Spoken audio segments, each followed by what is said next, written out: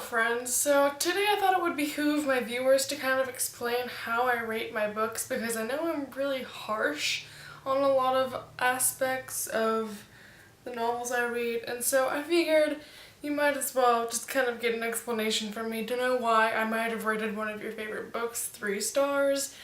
So that's basically all that's gonna go on today. So we all know that books are rated from either 1 to 5 stars, and to be honest, I think my average rating on Goodreads is around like a 3.6 star, and I wouldn't say that I'm extremely terribly critical whenever it comes to rating books, but I definitely do tend to score a bit lower.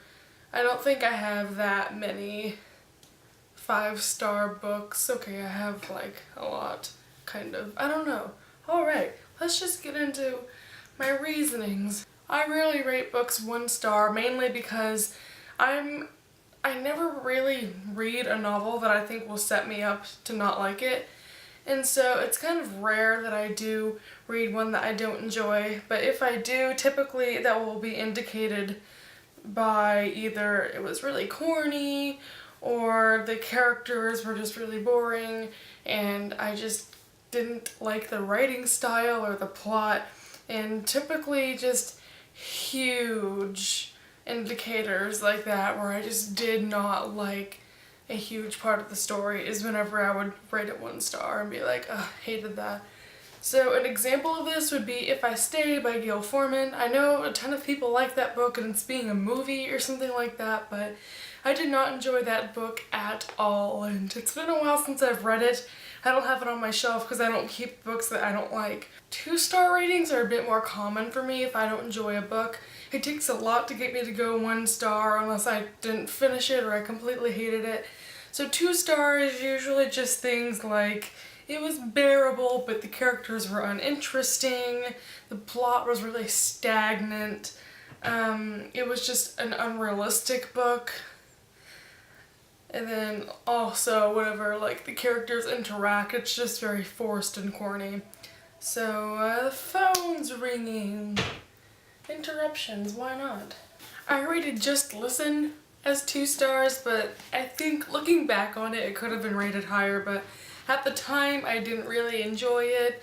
I thought the characters were kind of boring.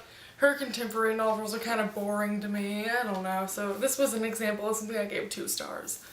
3 stars are pretty much where I see a book as average. It can either go up or down from there. And typically these are books that either the characters are just flat, the plot never goes anywhere, and it's just kind of, what's the word I'm looking for? Not executed, that's not the right word. It starts with an E. I don't even know what I'm talking about anymore, but it just doesn't interest me to the point of wanting to give it a high rating, even though maybe the story was written well or the characters were fun. Example of this would be something that I finished recently. Gave Vampire Academy only 3 stars, and I was very back and forth about the rating on this one, but I stuck to 3 stars because although I did like the plot and some of the characters, I felt like this just got weird at times. I don't know how to explain it. But the main character in this book, the narrator, annoyed me so much.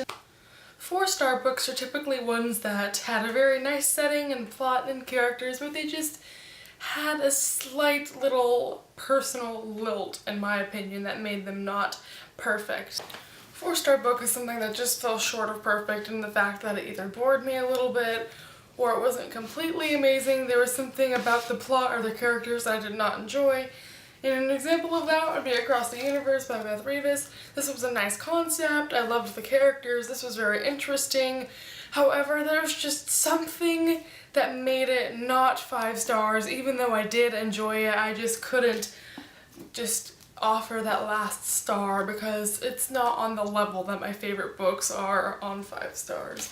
Lastly, 5-star books are usually the books that either make me cry, or I have an extreme emotional attachment to the characters, the plots are very well established and not executed. What's the word I'm looking for? Half of my shelf is books that I would gladly jump in front of a bullet for. I don't think I'd be able to show you just one of my favorite books, and I'll just have to pull out all my 5-star books. these are just a couple of books that won 5 stars for me. No, these are not 4 copies of Tifios. Yeah, these are, it's a handful of my favorite books, and I would sacrifice my life for these babies. I have a ton more books that I love more than just this, but these are the ones that stuck out to me on the shelf. Unravel Me, I Will Forever. All of these are so good. I was so emotionally invested into them. Speaking of emotions, lots of emotions in this one, let me tell you. I think I'm gonna make a separate video just about the Shatter Me series because I don't feel like any amount of my fangirling will be able to cover how much I love this series. So let me know if you're interested in a video of me fangirling over Shatter Me, because spoiler alert, Warner deserves a video about him. Anyway, and then just these last 3, The Timekeeper by Mitch Albom, whom I did a book report on and got 100, so thank you, Mitch Albom, you're awesome. The Last Song by Nicholas Sparks, and Everyday by David Levithan. These 2 authors are not my favorite authors, but these are very rare words. Very, very, very good books by them, so even if you're not a fan of either of these guys, go and read these. As of today, I am out of school, which means videos and videos upon videos. So definitely expect a ton from me this summer. So this summer, I'm gonna try and do something along the lines of video every day, maybe in July. Again, thank you for watching this video. I will see you, what am I doing with my hand? Calm down. I will see you hopefully next time. So thank you, goodbye.